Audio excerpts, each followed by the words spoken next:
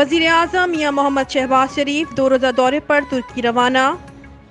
صدر پاکستان ڈاکٹر عارف علوی نے army chief کی سمری پر دستخط کر دیے، نوٹیفیکیشن جاری۔ فیصل واڈا کی سپریم کورٹ میں معافی مان لی گئی، اگلا الیکشن لڑنے کے لیے اہل سینٹ کی نشست فوری طور پر چھوڑنے کا حکم، اپنا جھوٹ ہے غلطی مان لی۔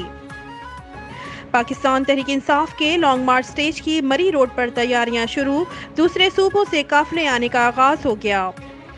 راولپنڈی انتظامیہ نے پی ٹی آئی کو 56 شرائط پر اجازت دے دی، کسی بھی جانی اور مالی نقصان کی ذمہ داری تحریک انصاف پر ہوگی۔ وزارت داخلہ میں لانگ مارچ کے متعلق وزیر داخلہ رانا ثناء اللہ کی صدارت میں اجلاس ہوا، جس میں تمام اداروں کے نمائندہ بھی شامل۔ لانگ مارچ کی مکمل سیکیورٹی کے اوپر وزیر داخلہ کو بریفنگ دے دی۔ آصف زرداری سندھ میں باہر نہیں نکل سکتا، پنجاب میں بیٹھ کر کیا کرے گا؟ آنے والے انتخابات میں سندھ میں سے بھی پیپلز پارٹی کا صفایا ہو جائے گا، فواد چودھری۔